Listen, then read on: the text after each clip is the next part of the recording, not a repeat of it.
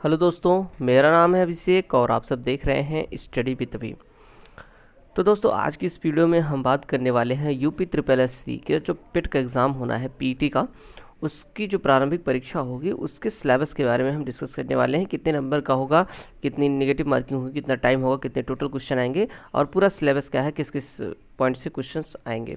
दोस्तों, इस वीडियो को पूरा देखिएगा और अगर अभी तक आपने हमारे चैनल को सब्सक्राइब नहीं किया तो सब्सक्राइब कर लीजिएगा ताकि आपके एग्जाम की अपडेट आपको मिलती रहे। तो चलिए वीडियो को स्टार्ट करते हैं। तो ये है, देखिए यहाँ पर जो प्रारंभिक परीक्षा में प्रश्नों की संख्या होगी वो 100 क्वेश्चन हमसे पूछे जाएंगे, 100 प्रश्न पूछे जाएंगे। समय 2 घंटा होगा और 100 नंबर का भी होगा, मतलब कि क्वेश्चन 1 नंबर का होगा। ठीक है। अब देखिए इसमें सब्जेक्ट कौन कौन से हैं। सबसे पहले आपका भारतीय इतिहास आता है। ठीक है। इंडियन हिस्ट्री में भी देखिए टॉपिक्स हैं, क्या क्या है कि सिंधु घाटी सभ्यता है, वैदिक संस्कृति है और बौद्ध धर्म में गौतम बुद्ध जीवनी एवं शिक्षाएं, और जैन धर्म में महावीर जीवनी एवं शिक्षाएं। मौर्य वंश सम्राट अशोक, मौर्य वंश से सिर्फ सम्राट अशोक है। गुप्त वंश में से आपके समुद्रगुप्त है और चंद्रगुप्त द्वितीय हैं, और हर्षवर्धन है उसके बाद, और राजपूत काल में आपके इतना हो गया। और उसके बाद यहाँ पर 1-2 पॉइंट्स और हैं भारतीय इतिहास में जो कि हैं, जैसे सल्तनत काल, आपका पूरा सल्तनत काल इसमें आ जाएगा।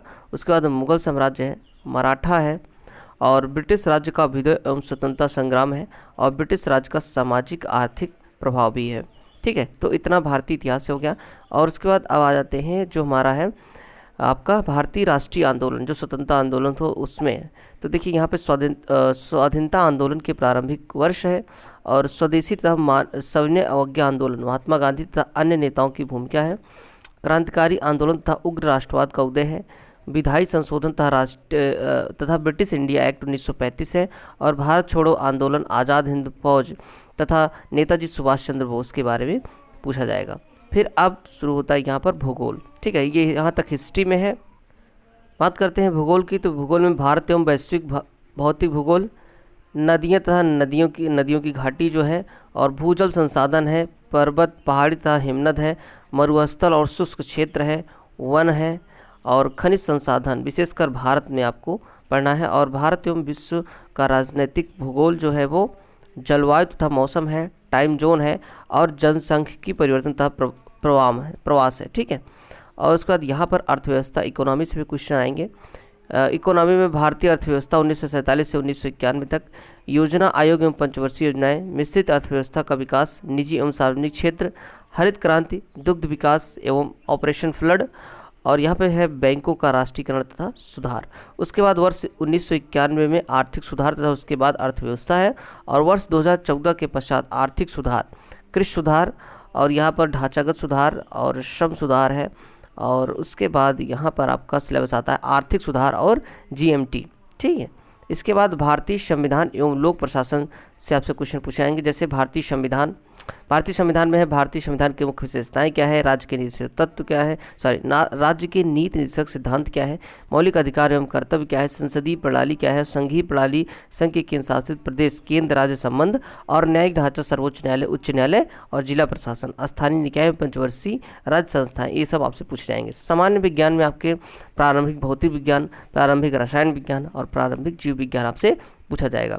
और यहाँ पे प्रारंभिक अंक गणित भी पूछे जाएंगे, जैसे कि पूर्ण संख्या, भिन्न तथा दशमलव, प्रतिशतता, साधारण अंकगणितीय समीकरण, वर्ग एवं वर्गमूल, घातांक एवं घात, और औसत से क्वेश्चन आपसे पूछे जाएंगे।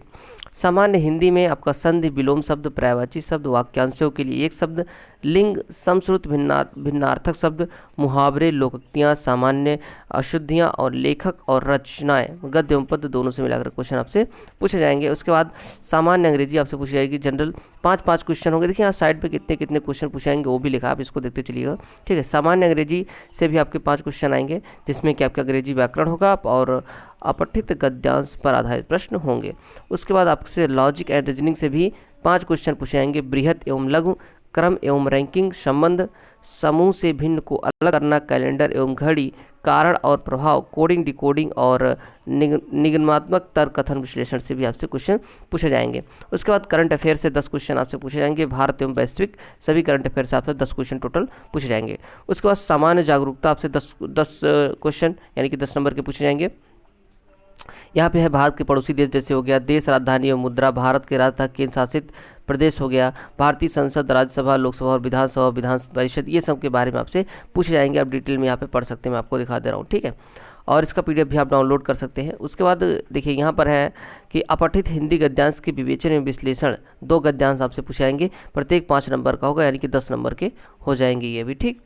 और उसके बाद यहाँ पर ग्राफ की व्याख्या एवं विश्लेषण से भी पूछा जाएगा आपसे, 2 ग्राफ पूछे जाएंगे, प्रत्येक 5 नंबर का होगा और 10 नंबर के टोटल क्वेश्चन होंगे, ठीक। तालिका की व्याख्या एवं विश्लेषण 2 पूछे जाएंगे, प्रत्येक 5 नंबर का होगा और टोटल मतलब 2 तालिका रहेंगे, 10 नंबर का हो जाएगा, ठीक है।